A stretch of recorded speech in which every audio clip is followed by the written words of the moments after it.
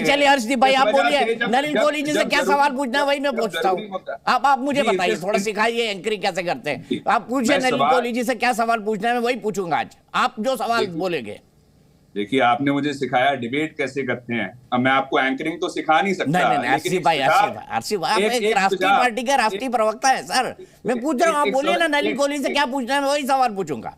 धन्यवाद। मैं इनसे ये पूछ रहा हूँ भारतीय जनता पार्टी की सरकार से कि जो आपने ये लिस्ट तैयार की है, जिसका जिक्र मैंने पहले सेगमेंट में किया, जो आप ऑपरेशन लोटस करते हैं गोवा से लेके मणिपुर से लेके महाराष्ट्र से लेके एमपी से लेके एपी तक, जो चंडीगढ़ मेयर पोल में आपने किया, सुप्रीम कोर्ट की अदालत ने जिसकी वजह से फटकार तक लगाई, और जो आपने एनफोर्समेंट डायरेक्टरेट का दुरुपयोग किया, और उस वजह से साहब हुआ क्या, 95% केसेस जो रजिस्टर ईडी करती है ऑपोजिशन पार्टी के लीडर्स के खिलाफ, कौन सी वॉशिंग मशीन है, जरा इनसे पूछिएगा भारतीय जनता पार्टी से, कौन से प्लैनेट से सर्फ एक्सेल मंगाया है, कौन से देश से वॉशिंग मशीन मंगाई है कि सारे दाग भारतीय जनता पार्टी के जैसे लीडर शामिल होते हैं इनकी पार्टी में। ठीक है, अभी पूछ लेते हैं, यही सवाल पूछते हैं भाई, कौन सी वॉशिंग मशीन है आपके पास, किस ब्रांड की वॉशिंग मशीन है? नारायण राणे, ये कैसे दाग धुल जाते हैं, कैसे दाग धुल गए बताइए नलिन कोहली जी, जितने नेता हैं आपके साथ आते हैं वॉशिंग मशीन में धुल जाते हैं। वैसे हर्षदीप भाई मैं दाद दूंगा, इस बार भी राहुल गांधी के खिलाफ लेफ्ट ने कैंडिडेट क्यों उतारा, आपने इसका जवाब नहीं दिया, मैं दाद दूंगा आपकी। नलिन कोहली जी बताइए कौन सी वॉशिंग मशीन है आपके पास?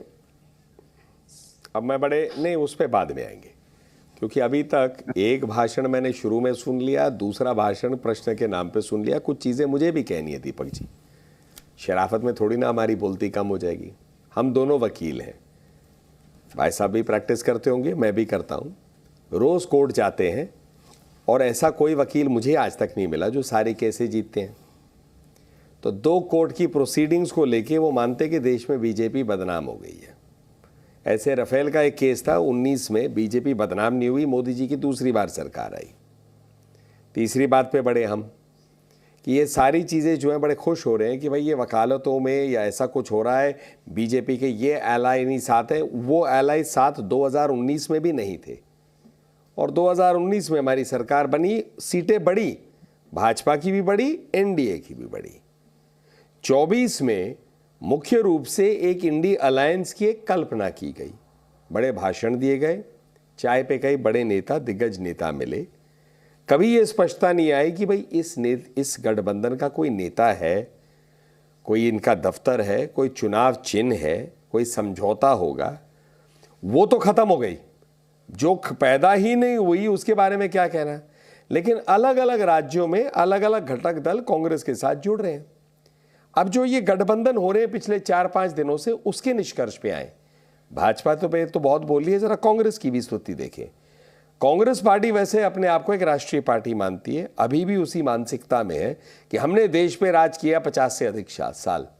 लेकिन अलग अलग जो दल हैं देश में वो क्या मानते हैं? ममता जी कहती हैं 40 से कम सीटें आएंगी, कोई गठबंधन हुआ नहीं, 2 सीट लेना है तो ले लो, कभी 2 सीट सुनते कभी 3 सुनते, 48 सीट है बंगाल में।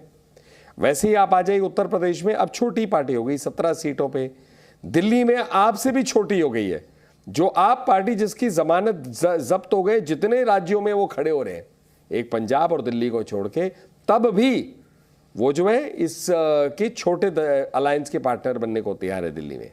तो कांग्रेस पार्टी जितना मर्जी के जमीनी हकीकत के साथ जुड़े नहीं है, लोगों के साथ जुड़े नहीं है। लोग अपना वोट दे रहे हैं क्योंकि 26 करोड़ लाभार्थी हैं जिन्होंने मोदी जी की सरकार से काम पाया है। वो नहीं, ऐसे लाभार्थी नहीं जहां 85% गायब हो जाते थे, 15% अकाउंट में पहुंचते थे। ठीक है अजीब, मेरा फिर से सवाल आप सुन, राहुल गांधी जी वायनाड पे गए, वायनाड जो है सीपीआई की पारिवारिक सीट है, मैंने तो डी राजा की पत्नी जो है, डी राजा की पत्नी एनी, वो इस बार सीपीआई की कैंडिडेट बनी है। तो लेफ्ट के नेता आपको कह रहे हैं अंदर खाने कि भाई हमारी पारिवारिक सीट हमको दे दो, आप रायबरेली मेठी दोनों में से जहां चाहो लड़ने चले जाओ। तो हर्षदीप क्या करेंगे राहुल जी ऐसे में, वायनाड छोड़ेंगे नहीं छोड़ेंगे? मैं जवाब देता हूं आपको। अब देखिए 7 सेकंड है दोनों के पास मेरा। जी धन्यवाद। देखिए ये जो आप चर्चा कर रहे हैं ना इस मुद्दे पे, ये है सेकेंडरी, इसका रिजल्ट क्या होगा वो है प्राइमरी। और रिजल्ट ये होने जा रहा है कि India block Bharatiya Janata party की सरकार को मुक्त करेगा, जैसे पहले तेलंगाना में किया, कर्नाटका में किया, हिमाचल में किया, नफरत की दुकान को पक्के तौर पे शटर लगेगा और उस पे ऐसा ताला लगेगा कि 20-25 साल खुलेगा नहीं। दूसरी बात साहब ये है, आज देश का अन्नदाता किसान सड़कों पे बैठा है, एक किसान शहीद हो गया, 150 से ज्यादा फट्टड़ हो गए हैं, इंजर्ड है। और मैं भारतीय जनता पार्टी की सरकार से कहूंगा, एक आपके एमपी हैं राजस्थान के, उन्होंने किसानों को टेररिस्ट कहा। पिछली दफा जब किसानों ने आंदोलन किया था 700 किसान शहीद हुए थे। लखीमपुर कांड में बीजेपी के लाड साहब ने किसानों को कुचल के मार दिया था। 1 साल खराब करके उनका आपने यू टर्न भी मारा और माफी भी मांगी। तो इस दफा किसान आंदोलन 2.0 में भारतीय जनता पार्टी अपनी गलती का एहसास कब करेगी, कब यू टर्न मारेगी और कब माफी मांगेगी। और मैं भारतीय जनता पार्टी की सरकार से पूछूंगा कि आपकी 10 साल की जो अचीवमेंट है ना साहब, वो सिर्फ और सिर्फ ये है कि आपने अनएम्प्लॉयमेंट 45 साल में हाईएस्ट कर दी, आपने गुर्बत जो है देश में बढ़ा दी, आपने महंगाई जो है आसमान के उसको बिल्कुल पास लगा दिया, सीलिंग छुपा दी। और उसके बाद आप बात कीजिए साहब ग्लोबल रुक जाइए, गाड़ी बच चुकी है, हर एक चीज में इंडिया को पीछे कर दिया भारतीय जनता पार्टी के काम काज ने, और इस वजह से देश इन्हें जवाब देगा, इन्हें पक्के तौर पे मुक्त कर। फिर आपने हर्षदीप जी दाद देता हूं आपने फिर जवाब नहीं दिया कि राहुल गांधी के खिलाफ वायनाड में लेफ्ट ने कैंडिडेट क्यों उतार दिया। मेरा जवाब तो ले लीजिए, दाद दूंगा हर्षदीप, दाद दूंगा मैं आपकी, दाद दूंगा मैं, दाद दूंगा। अब इसको क्या कहा जाए, ये मैं पब्लिक से वॉशिंग मशीन का जवाब दे दीजिए, इसका भी जवाब दे दीजिए कि भाई आप तो आउट होने वाले हैं, अब बचा क्या है।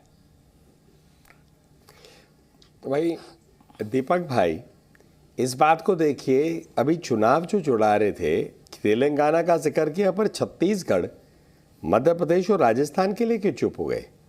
राजस्थान और छत्तीसगढ़ में तो इनकी सरकारें थी, जनता जो है त्रस्त होकर भाजपा को लाई है ना। तो इसीलिए कई चीज़ें तर्क पर आधारित होते हैं, कई भावनाओं पे।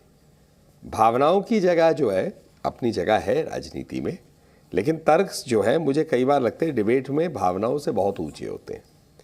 तो पहली बात है कि जनता भाजपा से त्रस्त नहीं है, जनता कांग्रेस से दुखी है कि भाई आपने 55 साल में जो काम किए नहीं वो 10 साल में मोदी जी की सरकार ने की। किसने रोका?